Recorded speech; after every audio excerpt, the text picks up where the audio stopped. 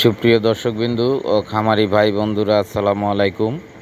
হক agro প্রজেক্টের পক্ষ থেকে জানাই আন্তরিক শুভেচ্ছা অভিনন্দন। তো আজকের যে টপিকটা সেটা হলো আবদ্ধ অবস্থায় গারল পালন এবং হলো যে কি কারণে মানে একটার লোম আর একটায় খায়, এই দুইটা জিনিস নিয়ে কথা বলবো। দেখেন, এই যে আজকে আমরা মানে জিরো সাইজ করে দিছি, যে জিরো সাইজ মানে এমন সাইজ এখান থেকে ঘাস আলাদা করার গারলের কোনো ক্ষমতা নাই। দেখেন, এই যে পানির রঙটাও সবুজ হয়ে গেছে। গাছগুলো কাটার পরে এটাকে যদি আপনি চিপ দেন তাহলে মনে করেন টপ টপ টপ টপ করে সবুজ রস পড়তেছে। সেই সবুজটাই আজকে মনে করেন যে পানিটা দিছি, এই পানিটার মধ্যে আমরা এই মানে পানিটার মধ্যেই সবুজ কালারটা এসে পড়ছে। ঘাসের কিছু ঘাসের গুণাগুণ, যদি ঘাসের রসটা যদি মানে পানির ভিতরে আসে, অবশ্যই ঘাসের গুণাগুণ পানির ভিতরে চলে আসছে।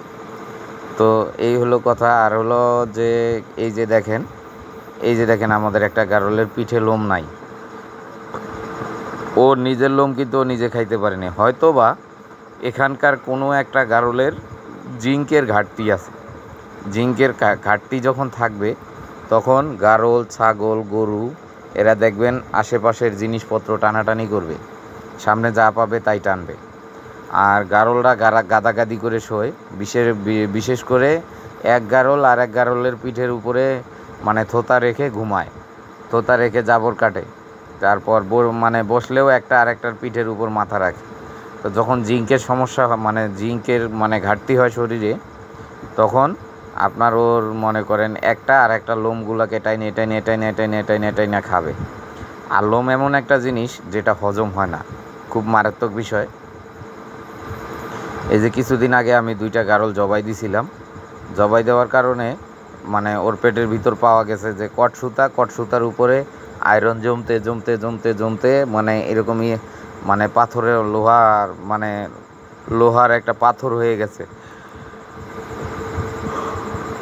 তো এইটাই হলো কথা, যদি জিঙ্কের ঘাটতি হয় তাহলে এই সমস্যাগুলো হবে। তো আমি 2.5 থেকে 3 মাসের মধ্যে আপনার জিঙ্ক খাওয়াই। তা এবার 2 মাসের মতো হয়েছে, এখনও 2.5 মাস 3 মাস হয় নাই। তবে ইমিডিয়েটলি আমার এই গারলগুলোকে জিঙ্ক দিতে হবে। জিঙ্ক দিলে জিঙ্কে অনেকগুলা কাজ করে। যেমন মনে করেন আপনার এই লোমগুলার গোড়াগুলা শক্ত রাখে, তারপর হলো আপনার লোমগুলা চিকচিক করবে, খুব সুন্দর হবে লোমগুলা। তো এই মানে গারল, ছাগল, গরু, ভেড়া এগুলারে জিঙ্ক হলো অত্যাবশ্যকীয়।